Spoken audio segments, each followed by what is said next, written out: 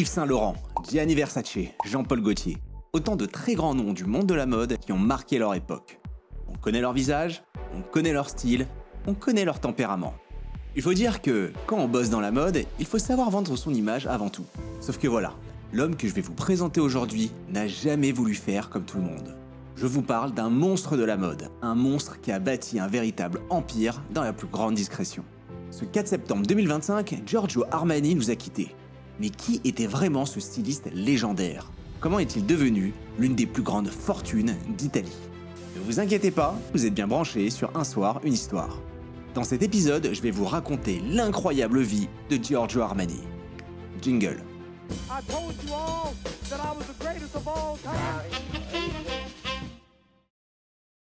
L'année 1934. La ville Piacenza. Nous sommes dans le nord de l'Italie, non loin de la riche région de la Lombardie. En ce début des années 30, le régime fasciste de Benito Mussolini contrôle le pays d'une main de maître. Presse, culture, mœurs, l'Italie est un État autoritaire, militarisé et nationaliste. Abbiamo sentito che il destino è nelle nostre mani e che esso sarà il capolavoro della nostra invincibile volontà. Vous voyez, Mussolini cherche à redonner à l'Italie une image de grandeur inspirée de la Rome antique. Les rêves, c'est bien. La réalité, c'est mieux. L'Italie, touchée par la Grande Dépression, est un pays à l'économie chancelante en 1934. Mais pour Ugo et Maria Armani, une bonne nouvelle s'est présentée cette année-là. Et oui, le couple donne enfin naissance à leur deuxième enfant. Son prénom, Giorgio. L'enfance du petit Armani est on ne peut plus banale. Papa est comptable pour le parti fasciste, et maman, elle est mère au foyer. Sa famille n'est pas la plus riche, mais on essaye toujours de sauver les apparences.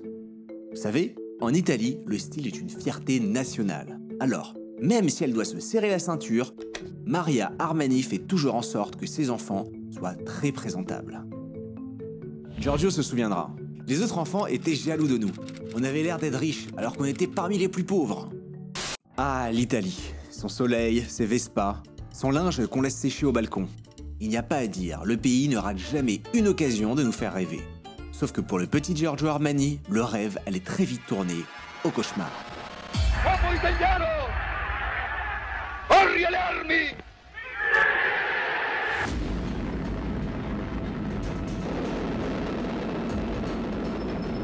L'enfance tranquille de Giorgio Armani vole en éclats lorsque débute la Seconde Guerre mondiale. La guerre, c'est l'enfer. Des bombes tombent près de chez lui. On se cache dans les sous-sols. On enterre les voisins. Au beau milieu de la nuit, c'est toujours la même rengaine. Maman réveille toute la famille pour se terrer dans la cave quand la sirène hurle. Armani est sévèrement brûlé lorsqu'une bombe qui n'avait pas explosé détonne dans sa rue. Un camarade de classe n'aura pas la même chance. Il finira au cimetière. There wasn't very much, there was no food. My mother used to spend all her time looking for food. Giorgio passe son enfance sous les bombes et les alarmes. Il a peur et surtout, il a faim. La région est dévastée par la guerre et les Armani survivent avec un seul repas par jour pour toute la famille. La guerre m'a appris que tout n'est pas glamour dans la vie. 1945, l'Europe est en miettes. Oui, mais l'Europe est enfin en paix. Giorgio Armani a 11 ans et après avoir survécu au pire, la vie s'ouvrait alors devant lui. Son rêve d'enfance, vous croyez que c'est de devenir styliste ? Eh ben pas du tout. Giorgio Armani n'a qu'une envie, celle d'être docteur. Alors, en 1953, il rejoint le programme de médecine de l'université de Milan. Sauf que les livres et les examens, ça l'excite pas tant que ça finalement. 3 ans après son arrivée à la fac, Armani baisse les bras. Adieu la médecine et direction l'armée. Mais devinez quoi ? Les armes, c'est toujours pas son truc. Non, on peut vraiment le dire, le jeune Giorgio Armani se cherche. Il ne manque pas d'ambition. Mais comment la canaliser ? Al massimo gli amici. No, è urgente, Mimì. Depuis tout petit, Armani a une passion, le cinéma. Il faut dire que le 7e art italien est une machine à mettre des étoiles plein les yeux. Dès qu'il a un moment libre et quelques livres à dépenser, il se rue sur les nouveaux films de Sofia Loren et Federico Fellini. Un jour, il répond à une offre d'emploi dans un grand magasin milanais, la Rinascente. Le poste ne paye pas de mine. Giorgio est là pour décorer les vitrines. Mais petit à petit, Eureka! Pas la médecine, pas l'armée, pas le cinéma. Non, Giorgio Armani est tombé amoureux de la mode. J'ai commencé ce métier presque par hasard, mais petit à petit, il m'a attiré et m'a complètement volé ma vie. I wasn't born with an extreme passion for fashion. Even when I was a kid, I never had such an inspiration of becoming a fashion designer.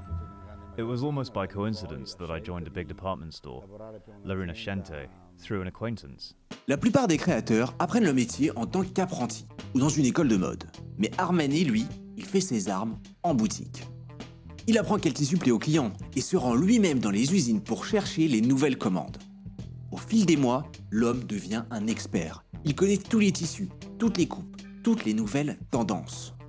Après les magasins, Armani décroche un poste chez le légendaire Nino Cerruti. Le créateur italien prend Giorgio sous son aile. Les affaires de Cerruti ne sont pas au beau fixe. Alors, au cours d'une réunion, il demande ouvertement au jeune Giorgio Armani. « Et toi, tu en penses quoi ?» Ah bah, Armani, ça fait longtemps qu'il pense. Il ne rêve que d'agir. Dans les années 60, la classe moyenne n'avait pas les moyens de s'offrir de la haute couture. Oui, mais elle voulait aussi un style élégant et unique. Grâce à sa maîtrise des tissus, Armani a trouvé la solution. Ses étoffes raffinées permettaient de créer des vêtements aux coupes nettes et précises, facilement reproductibles à grande échelle. En gros, du style, de la qualité, mais pas uniquement pour les millionnaires. En 66, Giorgio Armani rencontre un homme qui va changer le cours de sa destinée, Sergio Galeotti. L'homme est un apprenti architecte. Il adore le style de Giorgio Armani. Et on peut le dire, il adore l'homme tout court. Oui, Armani est attiré par les hommes. Mais non, il ne le crie pas sur tous les toits.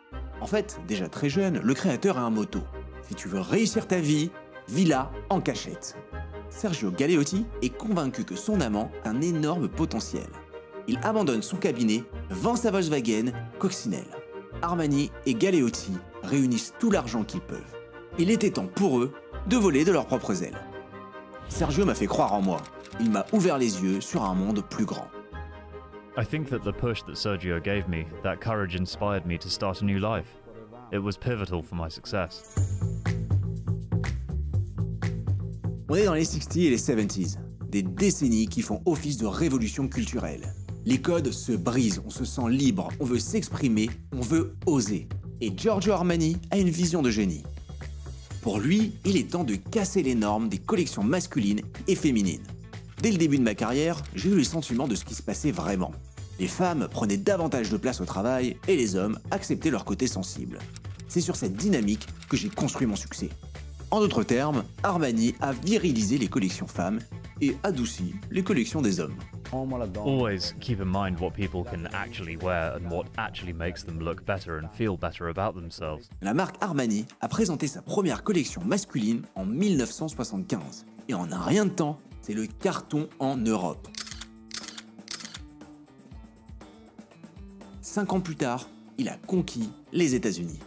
Paul Schrader travaille alors sur la réalisation du film American Gigolo. Il demande à Giorgio Armani d'être le styliste du personnage principal, joué par un certain John Travolta.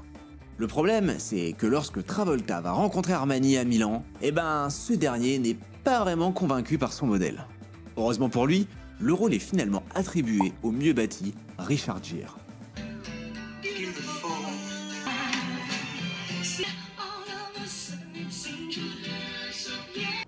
This is my apartment.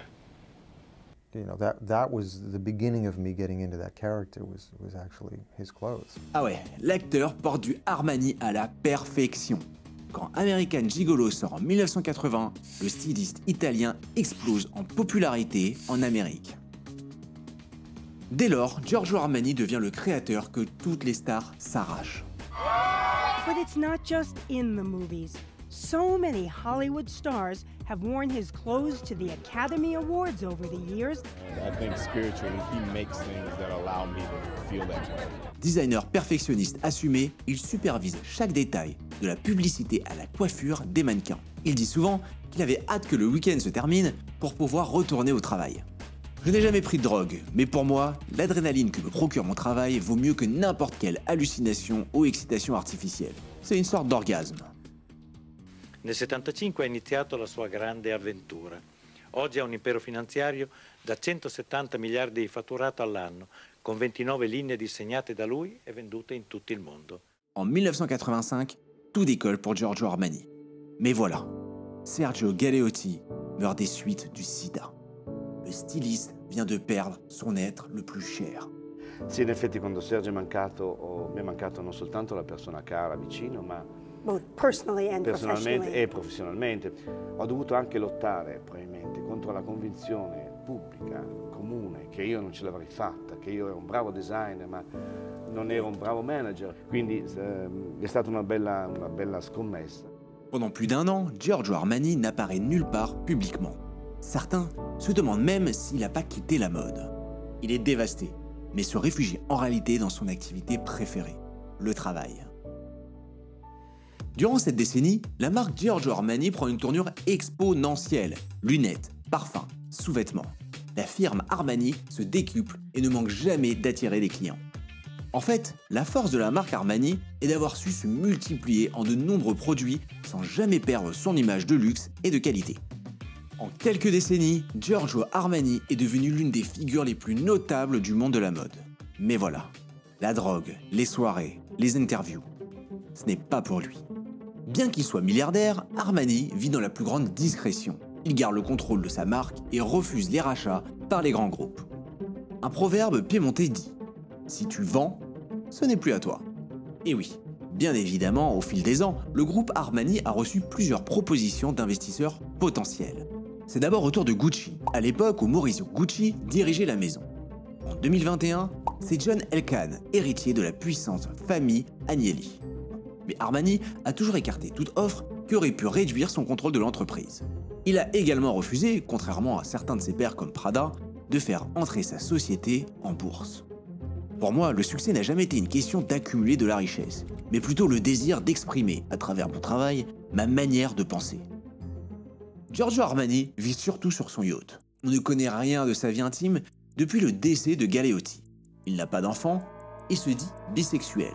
Mais rien ne circule sur ce ou celle qui partage sa vie. D'ailleurs, Giorgio Armani est aux antipodes de Versace. Ce dernier vit en grande pompe à Miami, entouré de top modèles et de soirées débridées en tout genre. Les deux créateurs se connaissent, évidemment, mais ne sont pas vraiment amis. Il faut dire que tout les oppose. Giorgio Armani mène une vie d'une extrême discrétion. Il veut, il exige, il commande et au besoin montre l'exemple. La perfection l'obsède. Son mode de fonctionnement déteint sur toute la troupe, chacun se plie à son organisation quasi militaire. The older you get, the more active you are, the younger you keep.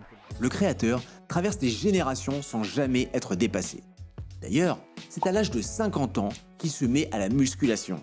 Si je ressemble à ça à 50 ans, je dis pas non. On pourrait croire qu'il est un homme comme les autres. Pourtant, le créateur des stars a une fortune estimée à 12 milliards d'euros en 2025. Et c'est cette année-là, à l'âge vénérable de 91 ans, que Giorgio Armani nous a quittés. En fait, en tant que personne toujours insatisfaite et obsessionnelle dans sa recherche de la perfection, je n'abandonne jamais tant que je n'ai pas obtenu les résultats souhaités. Obtenir des résultats? Je pense qu'on peut tous dire que c'est mission accomplie pour Giorgio Armani. Venu de rien, il s'est bâti un véritable empire. Mais surtout, il a réussi à nous prouver qu'on peut réaliser ses rêves tout en restant soi-même.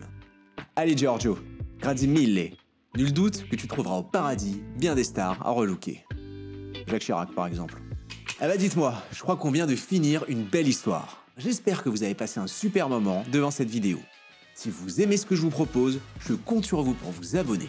Vous allez voir, j'ai d'autres récits passionnants dans les cartons, rien que pour vous. Allez, bonne nuit à tous.